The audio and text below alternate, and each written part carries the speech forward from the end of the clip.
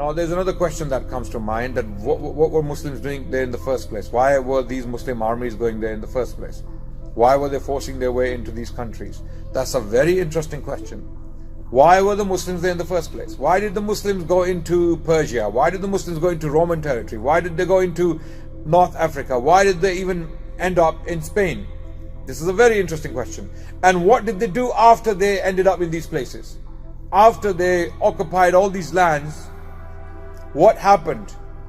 To put it in simple terms, to put it very briefly, why they did that was to actually establish order in these lands. A lot of people argue that it was for economic reasons, but I don't believe that, because the Arabs did not have the ability to do it for economic reasons. They did not have the ability to fight the Romans and the Persians simultaneously. This was done for two reasons.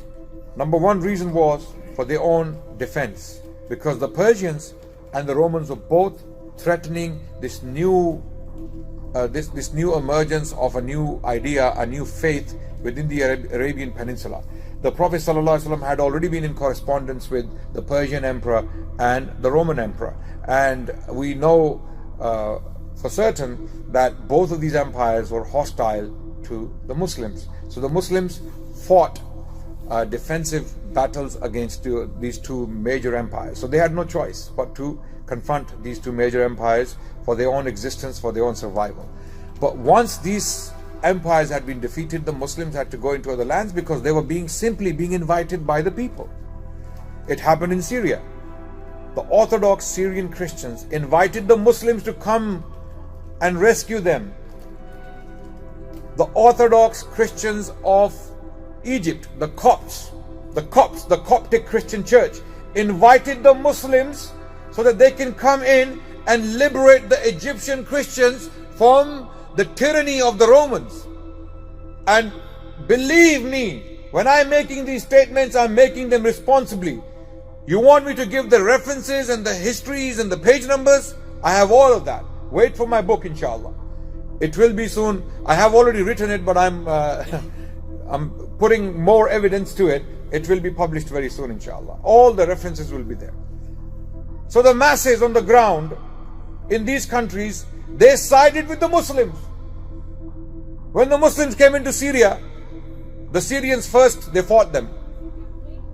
But when the Muslims had taken power, the Syrians came to realize, hold on, the majority were Christian, by the way. As late as the 12th century, the majority in Syria and Egypt were Christians. People think Egypt and Syria has always been Muslim. No. People converted voluntarily. They were not forced into Islam. People of these lands were not, they voluntarily converted. And by the 12th century or by the 13th century, the balance was tilted. The majority of the masses became Muslims voluntarily. But until the 12th century, the majority was still Christian. In other words, for nearly 4 to 5 centuries, Muslims did not force these people into Islam. Muslims allowed them to live in peace. Go and live in your churches, your synagogues, and your places of worship. You may live as you like, and the evidence is there. So Muslims were being invited. Even in Spain, the Jewish people, when Muslims landed in Spain, the Jewish people welcomed them as liberators. Because the Jews in Spain were facing heavy persecution at the hands of the Catholic Church. The Catholic Church in Spain was forcefully converting Jewish children. Jewish children would be taken away, snatched away from Jewish parents, and they would be forced into Christianity. Who says so? Fourth Council of Toledo. That took place in 633 CE. In the city of Toledo, a church council took place where the priests and the clergy decided that the Jewish people are to be deprived of their children, and these children are to be raised as Catholics. So when Muslims came in, the Jews were the happiest people in the world. And that's why they joined the ranks of the Muslims. So this is why a lot of the historians believe that the reason why these Islamic expansions or Islamic conquests were so successful was not because of military strength or military prowess of Muslims. Rather, it was what the Muslims brought with them. Muslims brought freedom and tolerance and peace with them. That's what they brought with them. And justice, more importantly. Justice. When the Arab armies first marched towards Roman Persia, i.e. after Islam, the Romans and the Persians were laughing. Who are these Bedouins wanting to attack us? And it is said that the Sassanid emperor treated Sa'd and the other Muslim leaders as children. Because, are you gone crazy? Your armies are going to attack us? Go back and we'll give you some gold coins if you want. I mean, don't bother.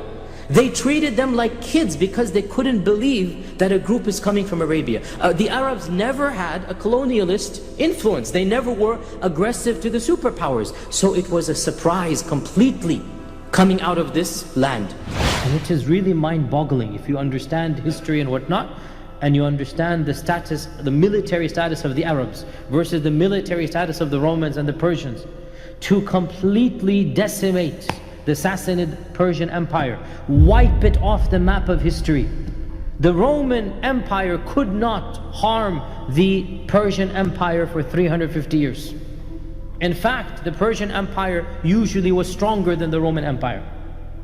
And yet here comes a bunch of Arabs, uneducated, could not read and write. They don't have weapons, they don't have military training, they don't even have the horses and the regiments that the other troops have. They don't have the armor, they don't have nothing is there. And for them to come out of nowhere and completely wipe off the Persians from the face of this earth. كَأَلَّمْ تَغْنَ بِالْأَمْسِ, as if they never existed. Wallahi, to this day historians are scratching their heads. Like, how could we explain this? And of course they have their theories, but of course we know the real story, and that is that he tore the letter up of the Prophet ﷺ. And the Prophet ﷺ said, Allah will tear your kingdom up like you tore my letter up. And that's exactly what happened. Barely 10 years after the Prophet ﷺ said this, khalas, their kingdom was gone. And the Roman Empire, around half of it was carved up. The jewel of the Roman Empire, Damascus. For us, Damascus is associated with, of course, the Umayyads and the Muslims. Realize, before Umar conquered it, Damascus was the jewel of the Roman Empire. It was on the route of the Silk Road. The Silk Road pretty much ended in Damascus, starting in China all the way to Damascus, and then it moved on to the other lands. This was one of the most important cities of the Roman civilization. And of course, Bilad al-Sham, Jerusalem, all of this. And it was of course in the time of Umar ibn al-Khattab that all of this was conquered. That to this day, the destruction of the Sassanid Empire remains one of the most intriguing historical anomalies of that time. Historians, academics to this day are scratching their heads trying to figure out, how could this have happened? How could a civilization that was at that time more powerful than the Romans even, something the Romans could not do for 300 years. For 300 years the Romans and the Persians are at each other's throats. And these are both, as we know, superpowers, empires. These are people that have at least 1 million soldiers on each side. These are civilizations that make their own weapons. The Arabs did not make their weapons, they imported them, they bought them, right?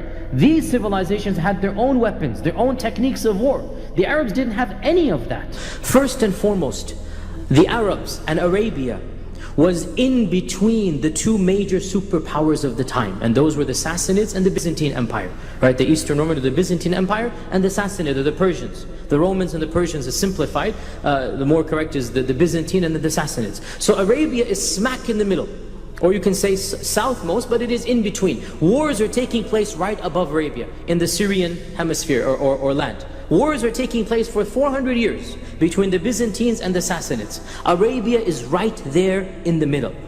Additionally, so it's geographically very uniquely situated. It's connected to the two greatest international superpowers. Yet it is distinct. Connected but distinct. And subhanAllah, what happened in 30, 40 years? Arabia conquered these two superpowers, right? Had Arabia been in China, it would not have been able to conquer these two superpowers. By being connected and yet separate, just on the border. The very first lands of conquest, Allah willed that these two mighty nations be conquered by the Muslims within 20 years, within 30 years after the death of the Prophet ﷺ, in the time of Umar ibn al-Khattab, as you all know.